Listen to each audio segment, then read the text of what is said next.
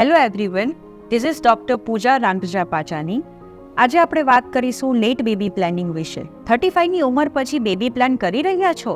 આ વિડીયો તમારા માટે ખૂબ જ ઉપયોગી રહેશે. વિડીયોના અંતમાં હું તમને એક અમૂલ્ય ભેટ આપવાની છું, તો અંત સુધી જોડાયેલા રહેજો. 35ની વય પછી બેબી પ્લાન કરનારા દંપતી માટે કેટલાક નાના મોટી સમસ્યાઓ હોઈ શકે છે, પણ ચિંતા ના કરો, અમે આ ક્ષેત્રમાં વિશેષતા ધરાવીએ છીએ. અમારા સેન્ટરમાં અમે નેચરલ પ્રેગ્નન્સી માટે મદદરૂપ થાય તેવી મેડિકેશન્સ પ્રારંભથી જ સ્ટાર્ટ કરી દેતા હોય છે, જેથી નેચરલ રીતે ગર્ભધારણ કરી શકાય.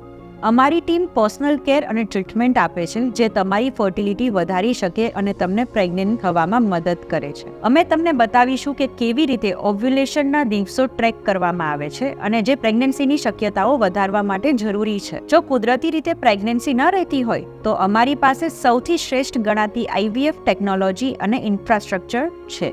અમારા IVF સેન્ટરમાં અદ્યતન ટેકનોલોજી અને પર્સનલાઇઝ ટ્રીટમેન્ટ પ્લાન છે, જે તમારા માટે શ્રેષ્ઠ પરિણામ સુનિશ્ચિત કરે છે. અને હવે વાત કરીએ એક અમૂલ્ય ભેટની, જે તમને પેરેન્ટહુડ તરફ લઈ જશે.